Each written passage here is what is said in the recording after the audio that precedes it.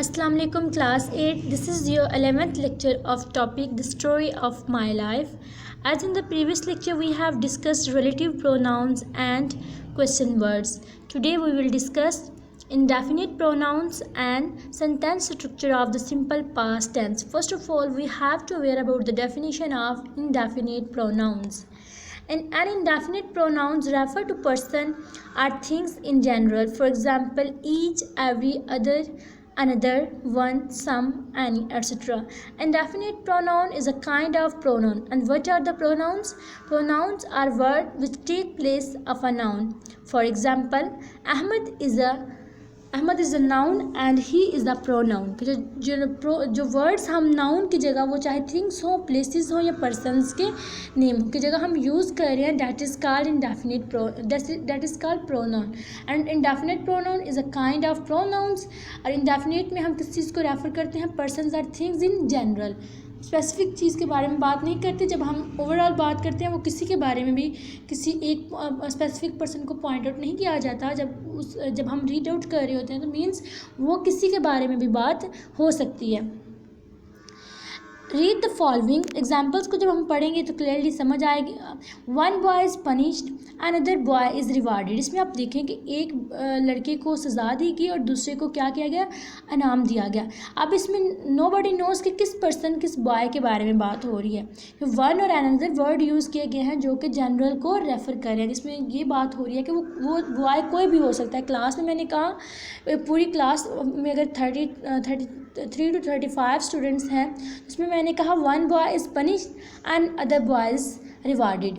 अब जब तक मैं क्लैरिफाई नहीं करूँगी किन बॉयज़ के बारे में बात कर रही हूँ क्लास को समझ नहीं आएगी कि वो क्लास में कोई बॉयज़ भी हो सकते हैं. One girl is good at writing other girls are good at reading. एक गर्ल जो है वो राइटिंग में अच्छी है और दूसरी गर्ल्स जो हैं रीडिंग में अच्छी हैं. तो ये किसके बारे में बात हो रही है? स्पेसिफिक पर्सनस के बारे, जनरल पर्सन के बारे में बात हो रही है, स्पेसिफिक के बारे में बात नहीं हो रही है. नेक्स्ट हमें टास्क दिया गया है fill in the blanks using appropriate indefinite pronouns. Blanks जो हमें दी गई हैं उनको हमने फिल करना है इंडेफिनिट प्रोनाउंस का यूज़ करते हुए. और इंडेफिनिट प्रोनाउंस कौन से होंगे? जो कि जनरल पर्सन के बारे में बात होगी, स्पेसिफिक पर्सन के बारे में बात नहीं होगी. I am busy at the moment, can you come dash time. तो यहाँ यूज़ होगा another time because we are talking about general situation. I am busy at the moment, can you come another time.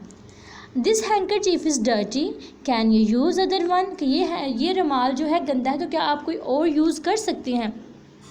इसमें भी अगर हम बात करें हो स्पेसिफिक पर्सन के बारे में तो हम जो है तो स्पेसिफिक पर्सन के बारे में हम बात करेंगे या स्पेसिफिक थिंग के बारे में हम बात करेंगे, जैसे हैंकरचीफ के बारे में. तो फिर हम हैंकरचीफ का कलर दे सकते थे यहाँ, can you use other one.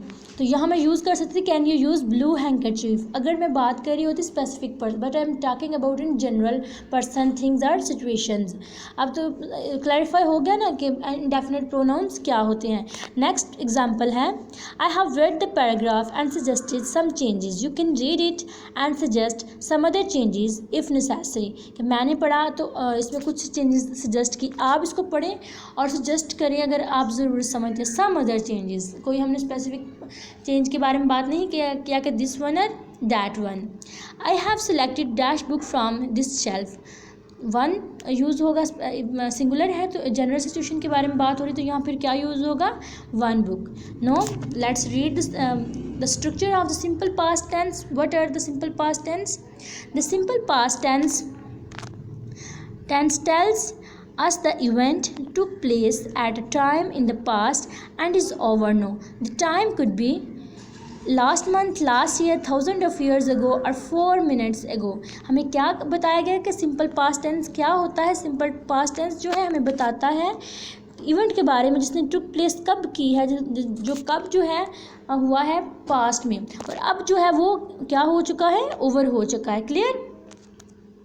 अब इसके अंदर आप देखेंगे कि जब हम जैसे हम प्रेजेंट टेंस की बात करते हैं तो उसमें जो है इवेंट अभी जो है अभी जो हमारा हाल है उसमें होता है, लेकिन पास्ट में जब जो टाइम गुजर चुका होता है उसकी बात हो रही होती है, और अब जो है टाइम ओवर हो चुका है, वो काम हो चुका है। अब उसके लिए जब हम पास्ट इंडेफिनिट की बात, सिंपल पास्ट टेंस की बात करते हैं तो उसमें हम जो है टाइम जब मेंशन करना हो तो हम last month, last year, 1000 of years ago या 4 मिनट्स अगो इस तरह से यूज़ कर सकते हैं।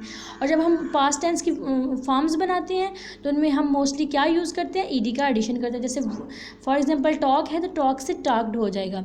और नेगेटिव सेंस में हम क्या यूज़ करते हैं, डिड नॉट का यूज़ करते हैं। और इंट्रोगेटिव बनाते हुए डिड हम स्टार्ट में यूज़ कर लेते हैं, ऐसे ही करते हैं ना। जैसे ये एग्जांपल्स आपको दी हुई हैं। एफर्मेटिव सेंटेंस में क्या किया, ही स्टेड। अब ही स्टे जो है सेकंड फॉर्म में है, स्टेट जो है स्टे की। यहाँ देखें ही डिड नॉट स्टे। अब क्वेश्चन यह है कि जब यहाँ हमने स्टेट यूज़ किया तो यहाँ क्यों स्टे यूज़ करें, because did is the second form of do and we can use second form of the verb only one time in a sentence. Simple sentence में हम एक बार ही सेकंड फॉर्म यूज़ कर सकते हैं। और इंट्रोगेटिव सेंटेंस में डिड पहले आ जाएगा, फिर सब्जेक्ट और फिर साथ में आपका ऑब्जेक्ट आ जाएगा। क्लियर। अब जो बुक वर्क दिया हुआ है हमें उसको हम सॉल्व करते हैं। Fill in the blanks with the simple past form of the verb in the given parenthesis. जो ब्रैकेट्स जो है नीचे इसके अंदर जो फॉर्म दी गई हुई हैं उनको हमने यूज़ करके तो सिंपल पास्ट टेंस बनाना है। सिंपल पास्ट टेंस में हमने क्या दिखा, जो काम पास्ट में हुआ है अब ओवर हो चुका है, उसके लिए हम फॉर्म कौन से यूज़ करते हैं, सेकेंड फॉर्म यूज़ करते हैं। क्लियर। अगर हमारे पास इंट्रोगेटिव सेंटेंस आ जाए तो हम स्टार्ट में डिड ले आते हैं और ये सिंपल पास्ट टेंस की बात हो रही है। और अगर हमने नेगेटिव यूज़ करना तो फिर हम डिड नॉट यूज़ करेंगे और जो वर्ब हमने सेकंड फॉर्म में चेंज किया था उसको हम फर्स्ट फॉर्म में यूज़ करेंगे। The fire spread quickly. Spread is the second form of the spread. Second और थर्ड फॉर्म में भी इसकी क्या होगी, spread। तो यहाँ spread ही आएगा। I was in the class when you come हमें दिया गया है, उसकी सेकंड फॉर्म होगी came। The people tried to escape the flood water। try की सेकंड फॉर्म होगी tried। They want me to quit the match। wanted is the second form of want। I prefer to play the match। preferred is the second form of prefer। अब next हमें बताया गया tell if you did or did not do these things last day, कि आपने अगर ये last day चीज़ें नहीं की तो उसके लिए डिड नॉट यूज़ करके या डिड यूज़ करके आपने जो सेंटेंस कंप्लीट करना है। रिसीव अ पार्सल, अब नेगेटिव बनाना चाह रहे हैं तो आप कहेंगे I did not receive a parcel. Clear. अब अगर आपको कहा जाए कि आपने सिर्फ सिंपल टेंस एफर्मेटिव बनाना है तो आप क्या कहेंगे, I received a parcel. Second form हो जाएगी रिसीव की रिसीव्ड। लेकिन यहाँ हम नेगेटिव सिचुएशन में आ रहे हैं तो फिर डिड जो है डू की सेकंड फॉर्म है, इसलिए रिसीव एज सेम एज वैसे ही आएगा। Complete an assignment, yes I completed an assignment.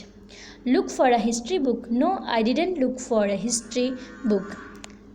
Register for English class, no I didn't have register for English class yesterday। Clear। अब नीचे आपको जो क्वेश्चन दिए गए हुए हैं इनके एफर्मेटिव इनके अपने आंसर्स देने हैं एंड नेगेटिव से अब दिए क्या है ना आपको, ये did you ever think about your health, इसमें अपने नेगेटिव या पॉजिटिव में एफर्मेटिव में जब आंसर देंगे तो जैसे मैंने यहाँ आपको यूज़ सिखाया कि आप डिड का यूज़ सब करेंगे जब आप नेगेटिव या इंट्रोगेटिव बना रहे हैं। अदरवाइज़ आप जो आपकी फॉर्म ऑफ वर्ब है उसको आप सेकेंड फॉर्म में चेंज करेंगे। इसकी आप लोगों ने चेंजिंग करनी है, यानी कि आपने क्वेश्चन के आंसर देने हैं सिंपल पास्ट टेंस में। और नीचे जो है हमें सेंटेंसेस दिए गए हैं, साथ में जो है फर्स्ट फॉर्म दी गई है उनके हमने सेकंड फॉर्म लगा के उनके पास्ट का हिस्सा बनाना है। जैसे डाई है he died, burn she burned, move it moved, plug I plugged, enjoy you enjoyed, hurry they hurried, admit we admitted, fix they fixed. Clear. यही आपका आज का वर्क है। बुक वर्क को कंप्लीट करें। लेक्चर को अच्छी तरह से अंडरस्टैंड करने के बाद कल इंशाल्लाह हम जो है इसके क्रिएटिव राइटिंग जो है इसको डिस्कस करेंगे। Take care of your yourself हाफिज़।